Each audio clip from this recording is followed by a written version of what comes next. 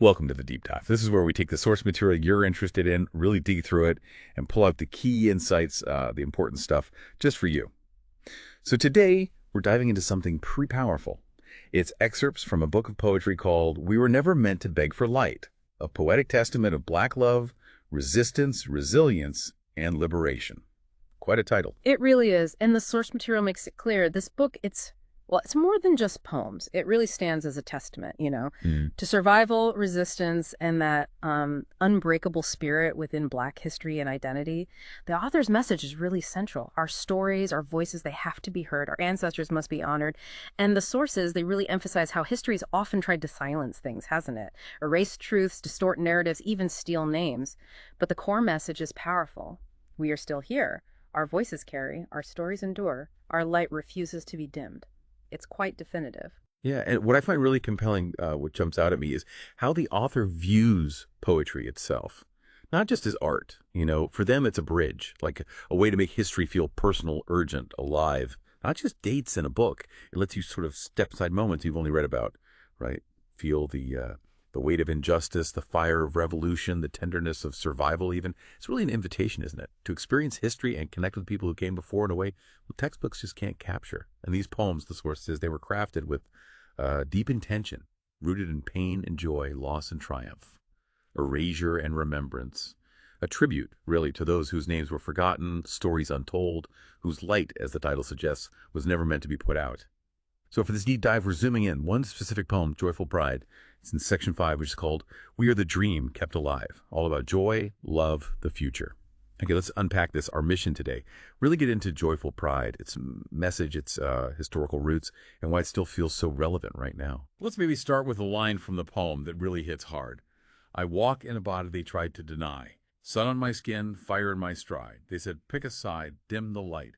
But I was born whole, I refused to hide. Wow. What does that immediately say to you? Oh, yeah. That imagery, it just sets the stage, doesn't it? Yeah. The source calls the poem an anthem of unapologetic existence. It's this incredibly powerful declaration that Blackness and queerness, they're not contradictions, they're harmonies. It speaks right to that journey of claiming space. Yeah. In a world that often pushes for silence, because for so long, both identities, racial and queer, they've been challenged or erased or forced underground. And this poem just says, no, it rejects that erasure. Instead, it holds up Black queer joy as, well, a birthright, a revolution even, a radiant truth. Mm-hmm. And that idea of interwoven identities, it comes through so strongly in another line, too. Two legacies stitched in my chest, one of rebellion, one of love untamed. They told me history left no room for me, but I carved my name where silence drowns. That's powerful. It feels like it's actively shaping history, not just reflecting it. Exactly. And what's really fascinating here, according to the source, is that joyful pride isn't just like one person's feeling. It taps into this rich, ongoing legacy, a legacy of Black queer people who've loved, resisted, thrived against, incredible odds. This history, it stretches way back from the hidden whispers of ballroom culture, coded love stories, all the way up to the energy of pride parades today, the open defiance. It really underscores that these identities don't diminish anything. They expand history, they reshape it just by refusing to fit into those neat little boxes. Yeah, that makes sense. And to really get the poem's power, we probably need to look at that historical backdrop it comes from. So what are some of the key historical foundations the source material points to for Joyful Pride? Well, the source highlights that this intersection, Blackness and queerness, it's long been a place of resistance, community, and really powerful cultural transformation. Think about the Harlem Renaissance, for instance. Writers like Langston Hughes, Alain Locke, they were exploring queer identity within Black life back then. Then later you have the really radical activism of people like Marsha P. Johnson and Stormé DeLarverie. The source mentions how they were right there igniting the Stonewall uprising. Right. Key figures. Absolutely. And they weren't just part of one movement, They were fighting on both fronts, racial justice and LGBTQ plus liberation. And the poem uses that really specific imagery, ballrooms golden with defiance. Can you tell us a bit more about the significance of that? What does that invoke? Oh, definitely. That line, it's a direct nod to the history of ballroom culture. This scene really emerged back in the 60s and 70s. It was a crucial space, a place where Black and Latinx LGBTQ plus communities could find sanctuary, self-expression, chosen family, all of that. It's a safe haven, essentially. Exactly, a space where queer Black individuals could just be, walk, vogue, exist as their full selves without apology. So when the poem says, ballrooms golden with defiance, it's capturing that whole legacy, that resilience, that radical joy that bloomed even under immense pressure. The context is so important. But it also leads us to, well, a pretty critical point from the source material. The erasure of Black queer voices. That's still an issue, isn't it? It is, unfortunately. The source points out that this erasure in mainstream narratives, it's still a battle today. I mean, look at the civil rights movement. It often sidelined its queer leaders, even though you had these incredible figures, Bayard Rustin, Audre Lorde, James Baldwin, who were like central to shaping its foundation. And even within broader LGBTQ plus spaces, historically, Black voices have often been marginalized. So this reality, it just highlights why things like this poem, like storytelling, activism that centers Black queer existence, why it's all so vital. And Joyful Pride feels like it's doing exactly that, actively pushing back against that erasure. It's saying, look, being Black and queer isn't about being stuck between two worlds.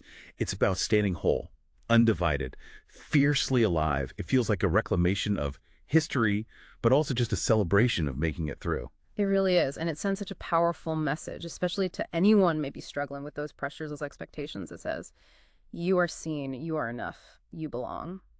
So let's pull this into right now. Why does this poem hit so hard today? What does Joyful Pride mean for us in this moment? Well, even now, in 2025, the sources are clear. The fight for full Black queer liberation is definitely not over. We still see, anti-LGBTQ plus legislation popping up. We see the underrepresentation in media. And crucially, the real dangers faced by Black trans individuals. The struggle, it unfortunately continues. Yeah, it does. But at the same time, there's this incredible resilience. Black queer joy, it just refuses to be silenced. You see it everywhere, right? In poetry like this, in music, dance, activism, even just in everyday acts of love and connection. It's a tangible force. And that's maybe the most profound message here, that joy itself in this specific context becomes a radical act. It's an affirmation of life, of self, right in the face of systems trying to deny or diminish that very existence. Absolutely. And the poem sums it up so powerfully at the end. In a world that often tries to make Black queer people choose, this poem just declares, we choose both. We choose ourselves. And in that choice, we are limitless. That's quite a statement to end on. What an incredible journey, really digging into Joyful Pride from its poetic core of unapologetic existence all the way through its deep historical roots and its undeniable relevance today. It really does embody that enduring spirit the source material talks about, doesn't it? That voices carry, stories endure, and that light just refuses to be dimmed. It feels very present. So as we wrap up, here's something like maybe turn over in your mind.